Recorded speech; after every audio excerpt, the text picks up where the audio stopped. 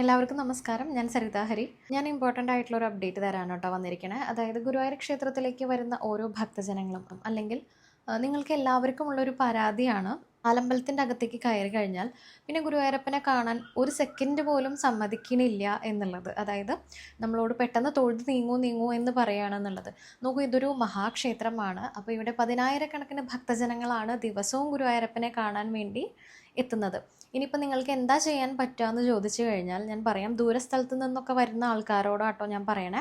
ഈ വാതിൽമാടം കടന്ന് അങ്ങോട്ട് ഉള്ളിലേക്ക്, അതായത് നാലമ്പലത്തിലേക്ക് കയറുന്ന ആ നിമിഷം മുതൽ, അതായത് വാതിൽമാടം എന്ന് പറയുന്നത് ഈ ഒരു ഭാഗമാണ്, നിങ്ങൾക്ക് എൻ്റെ പുറകിലായിട്ട് കാണാൻ സാധിക്കും. അപ്പോൾ ഈ ഒരു ഭാഗത്തെത്തി ഉള്ളിലേക്ക് കയറുന്ന ആ ഒരു നിമിഷം മുതൽ തന്നെ നമ്മൾ ഗുരുവായൂരപ്പനെ തൊഴാൻ ശ്രമിക്കുക.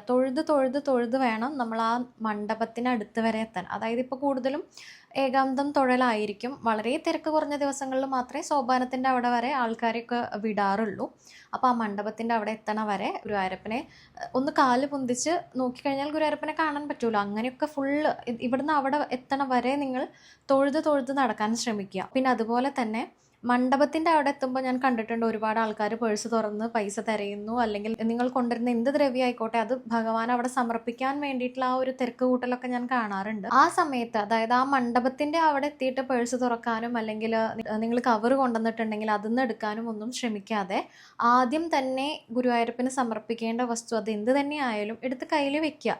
അതിനുശേഷം ഗുരുവായൂരപ്പൻ്റെ മുൻപിൽ എത്തുമ്പോൾ വേഗം അങ്ങോട്ട് സമർപ്പിക്കുക. ഇല്ലെങ്കിൽ നിങ്ങൾ ആലോചിച്ച് നോക്കൂ, മുൻപിൽ തന്നെ മണ്ഡപത്തിൻ്റെ മുമ്പിൽ തന്നെ സമർപ്പിക്കാതെ ഈ കൊടിമരത്തിന്റെ ചുവട്ടിലായിട്ട് നിങ്ങൾക്ക് കാണാം വലിയൊരു ഭണ്ഡാരത്തിന്റെ മുകളിൽ വെച്ചാലും മതി. ആലമ്പലത്തിനകത്ത് കൊണ്ടുപോയി തന്നെ ഇത് സമർപ്പിക്കേണ്ട എന്ന് ഉള്ളവരാണെന്നുണ്ടെങ്കിൽ നിങ്ങൾക്ക് കൊടിമരച്ചോട്ടിലും ഇത് സമർപ്പിക്കാൻ സാധിക്കും കേട്ടോ. അപ്പോൾ ഇതൊക്കെ മുൻകൂട്ടി നിങ്ങൾ കയ്യിൽ എടുത്ത് വെക്കുകയാണെങ്കിൽ നിങ്ങൾക്ക് തൊഴാൻ കുറച്ചും കൂടി ഈസി ആയിരിക്കും. അതായത് നോക്കൂ, വാതിൽമാടം കടന്ന് ഉള്ളിലേക്ക് പ്രവേശിക്കുന്ന, നാലമ്പലത്തിലേക്ക് പ്രവേശിക്കുന്ന ആ ഒരു നിമിഷം മുതൽ ഗുരുവായൂരപ്പൻ്റെ അലങ്കാരം, അല്ലെങ്കിൽ ഉച്ചപൂജയ്ക്കാണ് വരുന്നതെങ്കിൽ അലങ്കാരം ഏതാന്ന് അവിടെ സെക്യൂരിറ്റി ജീവനക്കാരുണ്ടാവും, അവരോട് ചോദിച്ച് മനസ്സിലാക്കി തൊഴുക. അല്ലാന്നുണ്ടെങ്കിൽ അലങ്കാരം ഒന്നും ഇല്ലെങ്കിലും കുഴപ്പമില്ല, നമ്മുടെ ഗുരുവായൂരപ്പനാണ്, നമ്മുടെ എല്ലാവരുടെയും ഉണ്ണിക്കണ്ണനാണ്.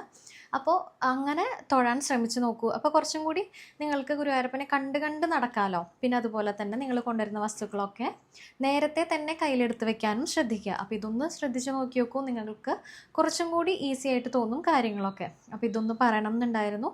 എല്ലാവരെയും ഗുരുവായൂരപ്പൻ അനുഗ്രഹിക്കട്ടെ. സർവം ശ്രീകൃഷ്ണാർപ്പണമസ്തു.